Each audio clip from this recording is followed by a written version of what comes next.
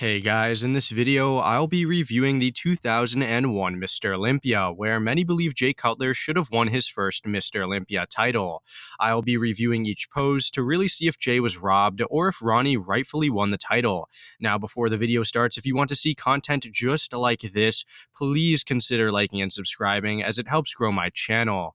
With that all being said, let's get into this video.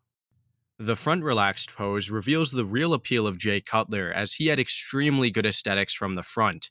His striated quads and impeccable midsection look flawless. However, Ronnie looks really good too. His midsection is in check, and he looks extremely massive with large quads and a very full chest. The rear relaxed shows the excellent conditioning both men were in. Ronnie's back appears to be more conditioned, showing greater detail and size. However, Jay isn't too far behind. Both men present very good separation in the lower half too, but Ronnie does have the advantage.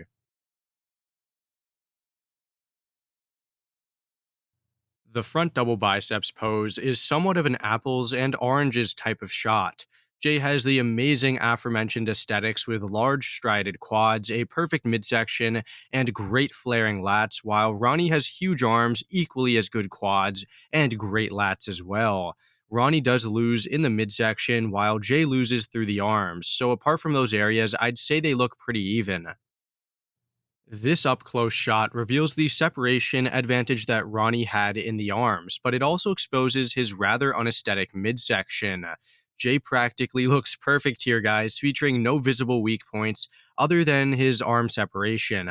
I'd give Jay the edge here, though, since he has no serious weak points, and because Ronnie's midsection is just so unpleasant to look at. The front lat spread shows the width that both men possess in the clavicle. This picture is rather bad quality though, so looking at this clear image, you can see that both men look pretty good. Ronnie has incredible separation in the chest, delts, and arms, however, he isn't hitting the shot to spec. Both men do have comparable legs, with Jay having striations in the quads, while Ronnie has sheer mass.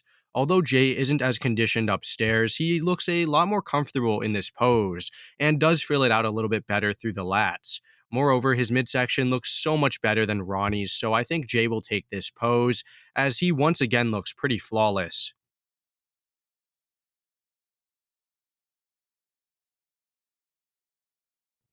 The side chest pose is where Ronnie can kind of make up some ground, as he presents so much densely packed muscle. His chest, delts, and arms look ridiculously massive, and his side leg shows good cuts and separation. Jay looks good too, however, his chest isn't nearly as thick, and his side leg doesn't show nearly as much separation. This panned back shot shows the side legs of Jay and Ronnie, and you can clearly see the detail that Ronnie had. Jay's side leg, although it's massive as well, isn't nearly as conditioned, which holds him back in this pose. This up close shot really captures the thickness that Ronnie had, as his chest and shoulders are super dense and conditioned. Jay's delts and chest don't look nearly as freaky, however, he does have a better midsection. I'd certainly give this pose to Ronnie though, as his mass and condition are practically unbeatable.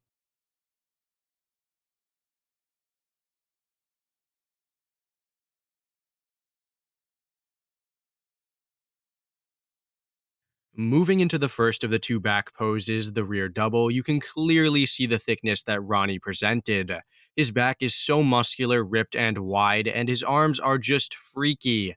Jay's back, though, is super dense and conditioned as well, and his delts really do pop here. This up close shot reveals that while both have extremely well developed backs, the difference lies within their lower halves. Ronnie has striated glutes and dugout hamstrings, while Jay appears to be not as conditioned in that area. This second picture really shows the thickness that Ronnie had, as his back looks like a real slab of meat next to Jay's. It's not like Jay has a bad back by any means, it's just that Ronnie has a much better one.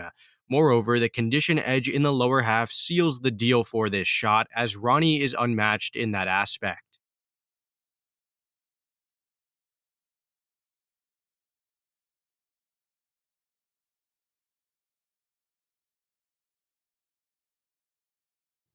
This really isn't a good shot for the rear lat spread, so here's another picture.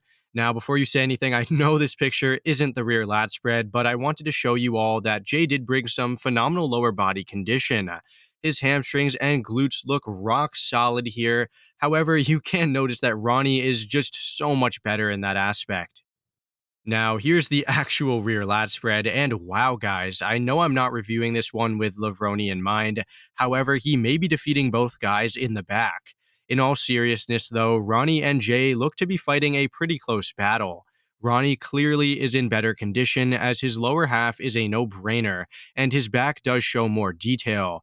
Now, even though Jay doesn't have as much detail in the back itself, he does have thick and wide lats and pretty solid hamstrings and glutes. This other picture highlights that conditioning disparity as Ronnie clearly looks more polished while Jay lacks detail through the back. While this one is close, I think that Ronnie's lower body advantage, coupled with his detailed and massive back, wins him this pose.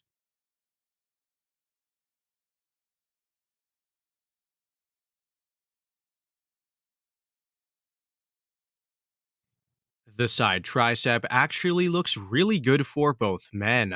Normally, Ronnie looks pretty horrendous in this pose, but here he looks really good. His tricep looks huge, his midsection is in check, his side leg presents the most detail and cuts, and his delts and chest look massive. Jay does have perfect execution in this pose, though, with a flawless midsection, a great arm, good shoulders and chest, and a decent side leg. This up close shot reveals the striations that Ronnie had in his tricep, which look outstanding. It also shows the picturesque midsection of Jay, along with the details in his arm and shoulder.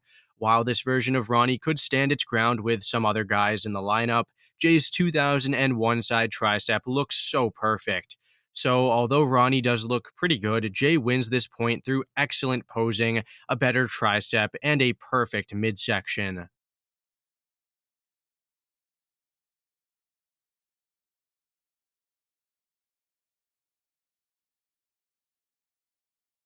The ab and thigh should be a no brainer as Jay has been known for having some of the best abs and quads, while Ronnie has never really been known for having a rather aesthetic midsection.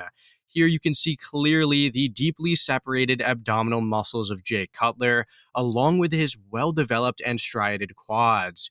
Ronnie doesn't look inherently bad here, it's just that his midsection kind of throws off his flow. This up close shot reveals what I was talking about, specifically Ronnie's midsection. His abs don't look nearly as deeply defined as Jay's, nor does it look anywhere near as aesthetic. His quads do look massive, however, Jay's, look superior due to their incredible striations. Here's a pan back shot, and I would most definitely have Jay winning, and for what it's worth, I would have Kevin beating Ronnie as well. Jay's well developed and defined midsection, along with his perfectly striated quads, easily win him this pose.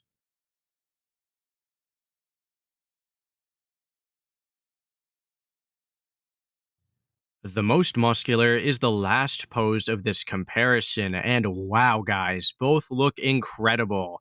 Ronnie's delts really do stand out to me as they are large and striated. However, Jay's midsection, once again, guys, really impressive. Now, the quads for both men look extraordinary. Ronnie presents sheer size, and Jay has those refined details. Ronnie does have more detail in the arms, though, and a better chest, and I would have him winning in the upper half. Jay would win in the legs, though, due to the quad striations and his overall flow, but Ronnie isn't too far behind there. I'd say that Jay overall looks more polished, however, Ronnie looks so freaky and massive that it's hard to deny him a victory here. I think I'd give Ronnie the win, however, I could easily see someone favoring Jay. All right, so that about does it for this video. And to summarize, I have this one ending in a 4-4 tie. Now, this matchup was extremely close, with shots like the most muscular and front double possibly going either way, which really reflects the 2001 Mr. Olympia's outcome as a whole.